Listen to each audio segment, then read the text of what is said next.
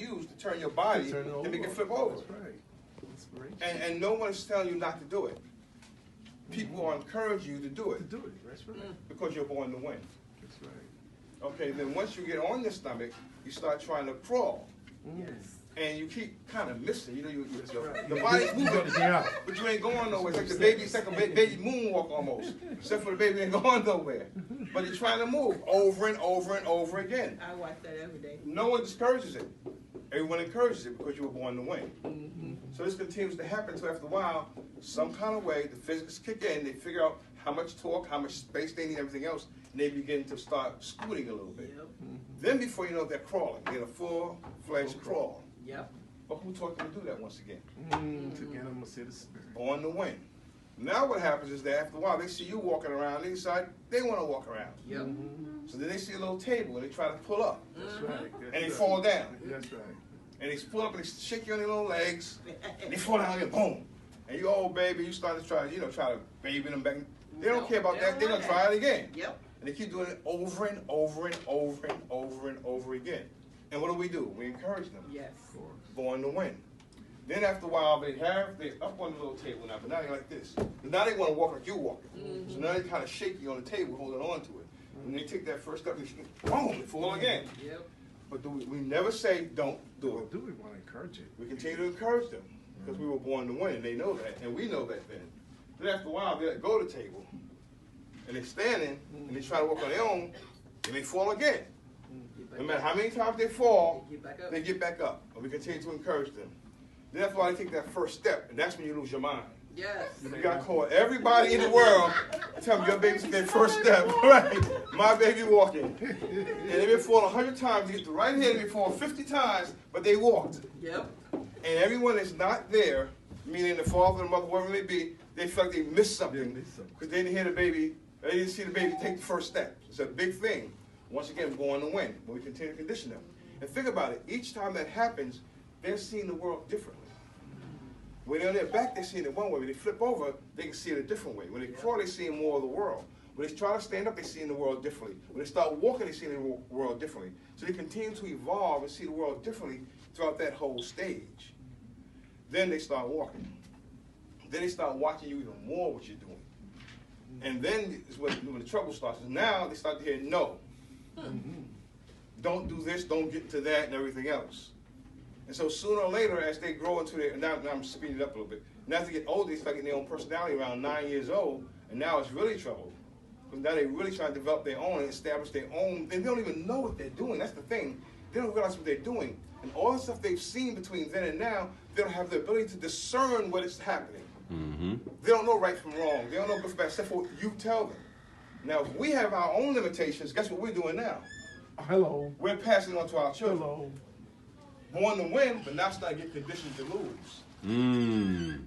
All right, now, if I wouldn't touch this hot pot, and you screamed at me before I could touch it, because you know it's dangerous, and I don't know any better. I'm still a child. So I'm going to touch this hot pot. You scream at me, no, stop! What happens? Anytime that child hears that scream now, it crosses fear. It's not necessarily about a hot pot anymore. It's about the volume and the tone of that scream now, that anytime you hear it, it causes fear. So now we have a child that grows up with fear of loud noises almost because of what happened. Y'all with me so far? Does it make sense? I'll be out with you, brother. Go ahead. Okay, so then what happens? You have an older sibling, or a younger sibling comes, and you're older now, and the mother starts to seem to favor the younger sibling. So now it's a jealousy thing going on. You don't even know about it. All you know is you feel a certain way because now you feel like you're being neglected. Whereas before you were the champion, you were the main one in the house. Now you feel neglected because your brother or your sister is getting more attention than you are. So you feel neglected, right? So now you got another feeling building up inside of you. And that could be betrayal of your mother and father. They're betrayed, and not that they really did it, but your interpretation would happen because you don't have the ability to discern what's really happening. So then what happens is you feel like maybe your mother or your father betrayed you a little bit because now they're favoring the other child. So now you got a certain feeling in your body. Now anytime something like that happens again, it's registered in your subconscious mind as betrayal. So if a friend starts if you have a friend that you're hanging out with, and they start hanging out more with another friend of yours and stop hanging out with you, another form of betrayal. And before you know it, betrayal's added up. And now it's part of your conditioning. No matter who you're with, if they're not hanging out with you, You prefer that. You go right back to this thing. Your mind says, how am I supposed to respond to a situation? It's like a computer. You have a keyboard, right? You type in the keyboard. That's the outside world. When your information is typed to the keyboard, it goes to the CPU, right? And how you respond is based on what programs are in there. If you don't have a word processing or spreadsheet in your computer, you can't create a spreadsheet by typing information in. So if you have betrayal in there already, guess what? Somebody typing something that looks like betrayal, although it's not, it still feels like betrayal to you because it's the same emotion. And then what do? So now the computer says betrayal. Then inside your mind, without you even knowing it's happening sometimes, you're making pictures inside your mind, and you're saying things to yourself that's caused you to feel that same feeling you had when you were 5 years old. And then you kick out a behavior, which is like the printer. So you print out that behavior into the real world. And you walk around with that your whole life. It gets worse and worse and worse unless you heal it. Wow. Same thing if I was a child, well, when I was a child.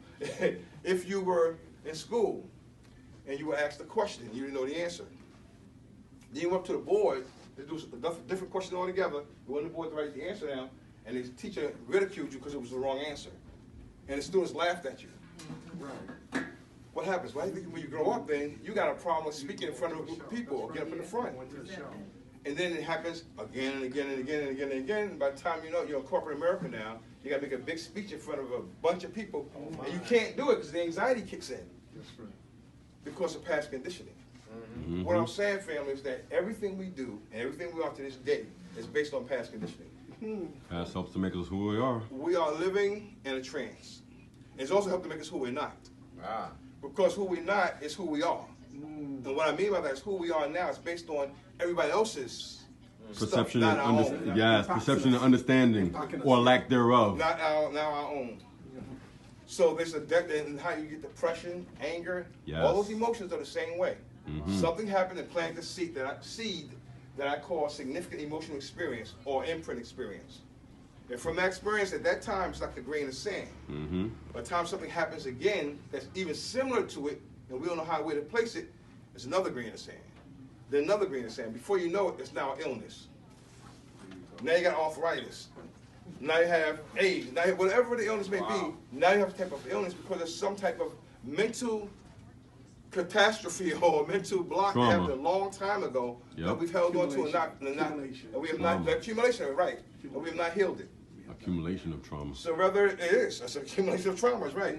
So by the time we get older, we start talking about depression. At that point, it's at the point that we have now started spinning in our head with recurring thoughts over and over and over and over again. And the feeling gets deeper and deeper and deeper and deeper. And after a while, it just saps our energy spiritually.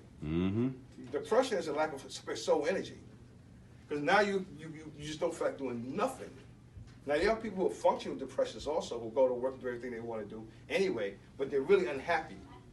And I find that in my work, and I've been doing this work a long time, about since 1988 probably. So I've been doing healing work, holistic healing work since 1988.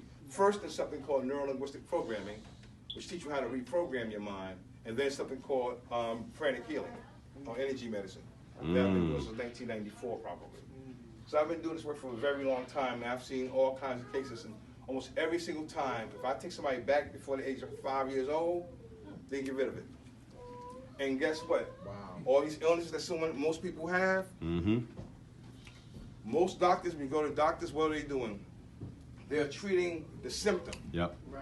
We're chasing symptoms, not the cause. And 85% of all major illnesses, and I'm not just saying this, but even the CDC says it, all these other big scientific organizations are saying that 85 to 90% of all major illnesses are stress related. So the key is getting rid of the stress in our lives. Find those things that we don't want to deal with anymore, those shadow experiences that we have, that we try to bury those emotions, especially black men. Come on, speak, brother. Preach. We were taught, and we've been trained that we have to be hard at times. We have to not show emotions, or we're weak. You know, I know that some of you probably grew up like I did. I grew up in the projects in Harlem, where a mother would raise 4 boys, and so we had to be strong. You know, who I am now is not who I was then. You know how that is. Listen, I was talking about that earlier, man. That's it. But I've had my share of troubles. That's right. And I can tell you, if I would have blinked, I could have been dead by now. but you look things in the eye and you don't blink, but because you start stuffing your emotions. Yep. Stuffing your emotions, and later on, something pops up.